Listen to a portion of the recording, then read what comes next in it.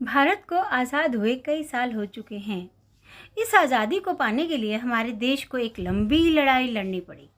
इस लड़ाई में कई आंदोलन हुए, जिसके बाद 15 अगस्त 1947 का दिन एक नया सवेरा लेकर आया। मैं आपके सामने कुछ आंदोलनों का जिक्र करते हुए उनके बारे में बताना चाहती हूँ। 1857 का विद्रोह। 1857 का विद्रोह को भारतीय स्वतंत्रता संग्राम के नाम से भी जाना जाता है। यह ब्रिटिश शासन के विरुद्ध एक सशस्त्र विद्रोह था। यह विद्रोह 2 वर्षों तक भारत के विभिन्न क्षेत्रों में चला। इस विद्रोह का आरंभ मेरठ सहित देश के विभिन्न छावनी क्षेत्रों में छोटी झड़पों और आगजनी से हुआ। आगे चलकर इसने एक बड़ा रूप ले लिया था। दूसरा विद्रोह था नील विद्रोह। 19वीं शताब्दी के लगभग मध्य से लेकर भारत की स्वतंत्रता प्राप्ति तक अंग्रेजी शासन के विरुद्ध अनेक किसान आंदोलन हुए। इसमें नील आंदोलन, पावना आंदोलन, दक्कन विद्रोह, किसान सभा आंदोलन, एका आंदोलन, मोपला विद्रोह, बारदोली सत्याग्रह, तेभाग आंदोलन, तेलंगाना आंदोलन आदि।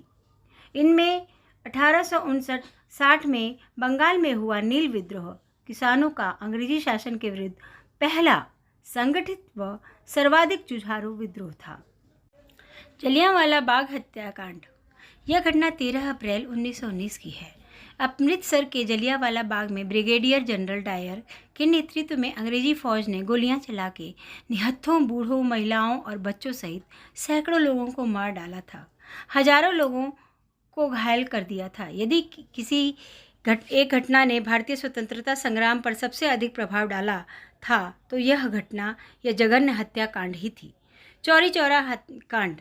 1 फरवरी 1922 को चौरी चौरा कांड में भारत के इतिहास के पन्नों में कभी न भूलने वाला काला दिन है।